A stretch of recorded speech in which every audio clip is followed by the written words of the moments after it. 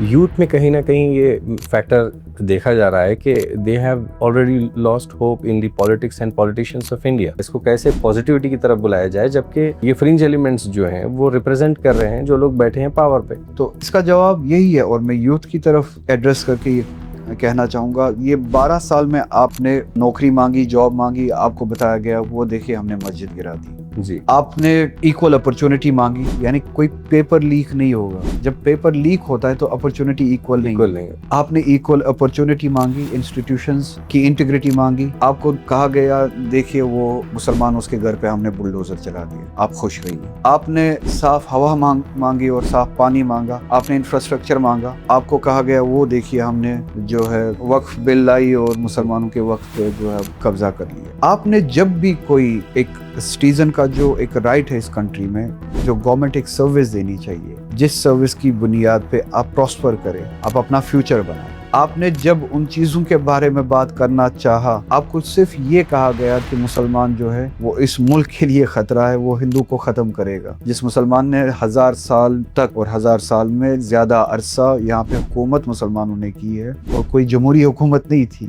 بادشاہت تھی.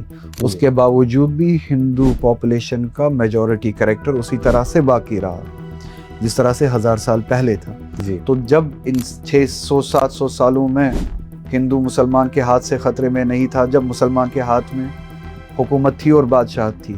آج آزادی کے بعد میجورٹی ہی اکثر حکومت کے عہدوں پہ فائز ہے، تو آج کہاں سے ہندو خطرے میں ہوا مسلمانوں سے؟ تو یہی کہا گیا کہ ماحول بنایا گیا کہ ہندو خطرے میں. کس سے خطرے میں؟ مسلمان سے خطرے میں. کیوں خطرے میں؟ RSS نے کہا تو مان لیجئے، BJP نے کہا تو مان لیجئے. اس سب کے بیچ میں آپ کو مسلمان سے ڈرایا گیا، پھر آپ کو تماشا دکھایا گیا، یہ وہ ولن ہے جو ہم نے آپ کو کہا کہ یہ ولن ہے.